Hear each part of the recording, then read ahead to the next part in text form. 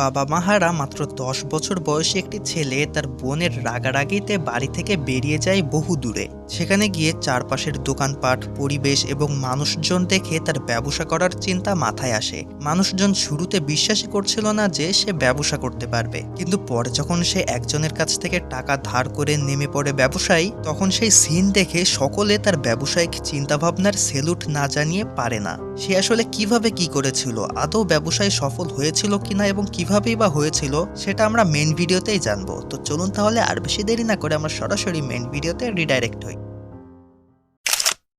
তো মুভির শুরুতে 10-12 বছরের একটা হ্যাংলা পটকা টাইপের ছেলেকে দেখানো হয়। মুভিতে ছেলেটির কোনো নাম মেনশন না করায় আমরা পুরো মুভিতে তাকে ফিকশনাল নেম রোহান বলে ডাকবো। বাই দ্য ওয়ে, রোহান কিন্তু আমার ছোট ভাইয়েরও নাম। যাই হোক, এবার মেন ভিডিওতে ফোকাস করি। রোহান একটি ফাঁকা জায়গায় একবার তার বাবা আর একবার তার মাকে ডাকতে থাকে, কিন্তু তখন অনেক শব্দে বিদ্যুৎ চমকালে রোহান ভয় পেয়ে যায় এবং তার দিদিকে ডাকতে ডাকতে দৌড়াতে থাকে, কিন্তু দৌড়াতে গিয়ে সে উঁচু মাটিতে পা বেঁধে পড়ে যায়। এরপর রোহানের জ্ঞান ফেরে একটি নৌকায়, যেখানে তার মতো বয়সী দুটো ছেলে তার গায়ে পানির ছিটা মারছিল। এতে রোহানের জ্ঞান ফিরলে সে তাদেরকে তাড়া করতে শুরু করে, আর এসব কিছু পাশে বসে একটি লোক দেখছিল। সে ছিল মূলত রোহানের প্রতিবেশী। এরপর রাস্তার পাশে এক জায়গায় রোহান সেই প্রতিবেশীর পাশে বসে থাকে, যেখানে ওই লোকটি রোহানকে বলছিল, ওরা তো তোর বন্ধু হয়, তোর সাথে শুধুমাত্র মজা করে, তুই এত রেগে যাস কেন? তখন সামনে আবার একজনের বিয়ে হচ্ছিল। এটা দেখে ওই লোকটি বলে, দেখ, রাবিরও বিয়ে হয়ে গেছে, তোর দিদিরও এক সময় হবে, তুই একটু মন দিয়ে পড়ালেখা কর, যেন তোর দিদি শুধু তোকে নিয়ে না ভেবেও অন্তত নিজের জন্য ভাবতে পারে। তো এরপর সিন শিফট হয় আর আমরা রোহানকে দেখি কিছু ছেলেদের সাথে ক্রিকেট খেলতে। তখন সেখানে রোহানের দিদি এসে তাকে বাড়ি নিয়ে যেতে চাইলে রোহান জানায় একজন আউট হয়ে গেছে, এখন তার ব্যাটিং করার সময়, তাই এখন সে খেলা ছেড়ে বাড়ি যেতে পারবে না। এসব কথার মাঝে দিদি তাকে চড় মেরে বসে এবং তাকে জোর করে বাড়ি নিয়ে যায়। বাড়িতে এসে দিদি বিভিন্ন কথা বলে রোহানকে ইমোশনালি শাসাতে থাকে, যেমন সে কেন স্কুলে যায় না, সে কেন জীবনকে সিরিয়াস ভাবে নেয় না, সে কেন তার দিদির বিষয়ে ভাবে না, ইত্যাদি ইত্যাদি। রোহান এসব শুনে বলে সে কাল থেকে রেগুলার স্কুলে যাবে। এই বলে সে তার পকেট থেকে একটি আপেল বের করে তার দিদিকে দিলে দিদি বলে, হ্যাঁ, সারা জীবন খালি আমার জন্য আপেলই নিয়ে আয়, আমি সারা জীবন এখানেই বসে থাকি, আমার তো আর কোনো জীবন নেই, আর তোরও তো খেয়ে দেয়ে কোনো কাজ নেই। এসব বলে দিদি রাগ করে সেখান থেকে উঠে চলে যায় এবং আমরা বুঝতে পারি যে এই পরিবারে রোহান এবং তার দিদি ছাড়া আর কেউ নেই। কেউ নেই বলতে বুঝিয়েছি তার বাবা মা নেই। তো এবার রোহান তার দিদির কাছে এসে বলে, দিদি সরি, রাগ করো না। এবার পরের দিন সকালে দেখা যায় রোহান গুছিয়ে ফিটফাট হয়ে তার বাড়ির দিকে শেষবারের মতো তাকিয়ে নিজের মতো দু চোখ যেদিকে যায় সেদিকে চলে যায়।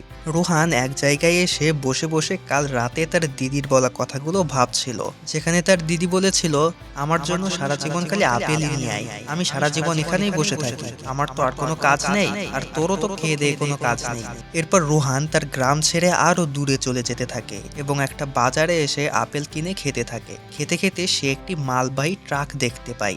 আপনারা যা ভাবছেন, রোহান এরপর তাই করে। সে লুকিয়ে লুকিয়ে সেই ট্রাকে উঠে সেখানেই ঘুমিয়ে পড়ে। এদিকে ট্রাক চলতে থাকে নিজ গতিতে। ট্রাক রোহানকে নিয়ে বহু গ্রাম ছাড়িয়ে চলে আসে অনেক দূরের এক জায়গায়, যেখানে ঘটে এক মজার ঘটনা। ট্রাকটিকে যখন পার্কিং করানো হচ্ছিল, তখন ট্রাকের ঝাঁকুনিতে রোহান ট্রাকের উপর থেকে বনেটের উপর এসে পড়ে, কিন্তু এখানে রোহান কোনো রকম ইনজিওর্ড হয়নি। এরপর ট্রাক চালক ওস্তাদ এবং তার হেল্পার সহ রোহান একটি ধাবাতে আসে, যেখানে তারা কিছুটা খাওয়া দাওয়া করবে। ওস্তাদ ধাঁধার ওয়েটারকে একটু ঝাড়িঝুড়ি দেয়, কারণ সে যে ডাল নিয়ে এসেছে তার ডাল কম, হলুদ মাখা পানি বেশি দেখাচ্ছে। এরপর ওস্তাদ রোহানকে তার সামনে বসতে বলে এবং তাকে নিজ সম্পর্কে জিজ্ঞাসা করে, কিন্তু রোহান তার মুখ দিয়ে একটি সিঙ্গেল কথাও বলে না। বাধ্য হয়ে তারা খাওয়া দাওয়া শেষ করে আবারও রওনা দেয় ট্রাক নিয়ে। এখানে ওস্তাদ রোহানকে প্রশ্ন করতে থাকে তার নাম কি, তার বাড়ি কোথায়, সে কেন বাড়ি থেকে পালিয়েছে ইত্যাদি। কিন্তু এখানে রোহান কিছুই না বললে ওস্তাদ আবার বলতে শুরু করে, বাবা মায়ের কথাই খারাপ ভাবতে নেই, কিন্তু সত্যটা হলো বাবা মা হলো দেশের সরকারের মতো, স্বপ্ন দেখাতে জানে ঠিক মতো, কিন্তু স্বপ্ন পূরণ করতে না পারলেই তুমি গাধা। আমার বাবা একসময় বলতো, বাবা পড়ালেখা না করলে ট্রাক চালিয়ে খেতে হবে। এখন আমি তো পড়ালেখা ঠিকই করেছি, কিন্তু তারপরও তো আমাকে এই ট্রাক চালিয়েই খেতে হচ্ছে। কিন্তু হ্যাঁ, স্বপ্ন দেখতে হবে, স্বপ্ন দেখা বন্ধ করলে হবে না। আর ঠিক তখনই রোহান প্রথমবারের মতো একটি কথা বলে ওঠে। সে বলে, আমার বাবা ওই একই কথাই বলতো। তো এবার তারা আবারও চা পান করার জন্য এক জায়গায় এসে বিরতি নেয়। সেখানে ওস্তাদ রোহানকে বলেন, পাগলামি করিস না, পাশের এই ট্রাকটি তোর গ্রামের দিকেই যাচ্ছে, এটাতে উঠে তুই চলে যা, সেখানে গিয়ে পড়ালেখা কর, পরিবারে সময় দে।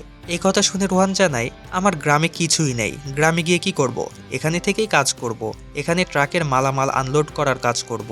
কিন্তু ওস্তাদ এবার জোর করে রোহানকে তার ফোনটি দিয়ে বাড়িতে কথা বলতে বলে। রোহান ওস্তাদের থেকে ফোনটি নেয় ঠিকই, এমনকি সে তার দিদির কাছেও কল করে, কিন্তু তার দিদি কল রিসিভ করতে রোহান কল কেটে দেয় এবং ওস্তাদের কাছে ফোন এনে দিয়ে বলে বাড়ির লোক কল রিসিভ করছে না। এরপর সে ট্রাকের পাশে থাকা কিছু ভারী মালসামাল দেখে সেগুলো ট্রাকে লোড করার চেষ্টা করে, কিন্তু এটা দেখে সেই হেল্পারটি আবার তাকে হেল্প করতে ছুটে আসে, কিন্তু তারপরও কাজ না হলে পাশ থেকে অন্য একটি লোক এসে রোহানকে সরিয়ে দেয়, কারণ এইটুকু ছেলের দ্বারা এত ভারী কাজ করানো কোনো মতেই সম্ভব না।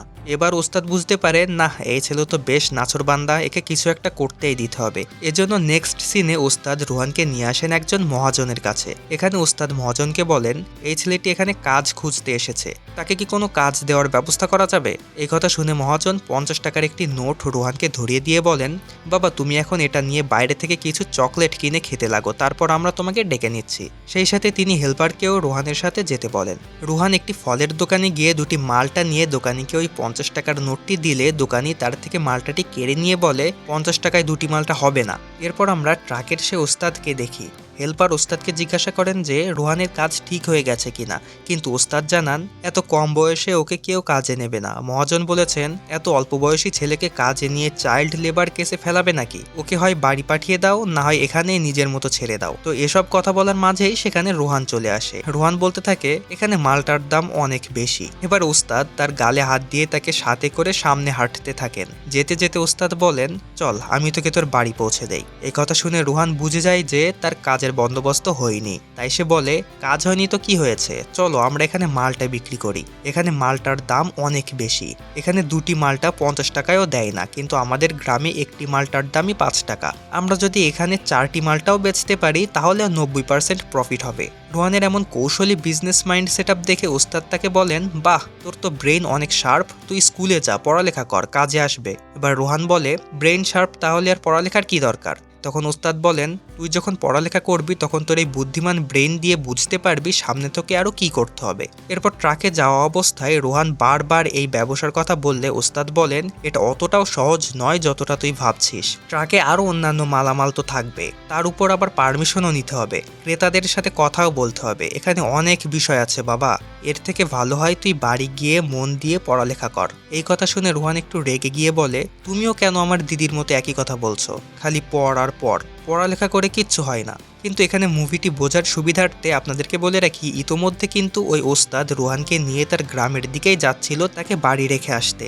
তো যাই হোক, আমরা আবার মুভিতে ফিরি। কথা বলার মাঝে হঠাৎ করে রোহান রাস্তার সাইডে একটি চাদরের দোকান দেখতে পেয়ে ট্রাক থামাতে বলে। ট্রাক থামালে রোহান গাড়ি থেকে নেমে ওই দোকানে চলে যায়। সেখানে গিয়ে দোকানের মালিকের কাছে রোহান জিজ্ঞাসা করে এই চাদরের দাম কত।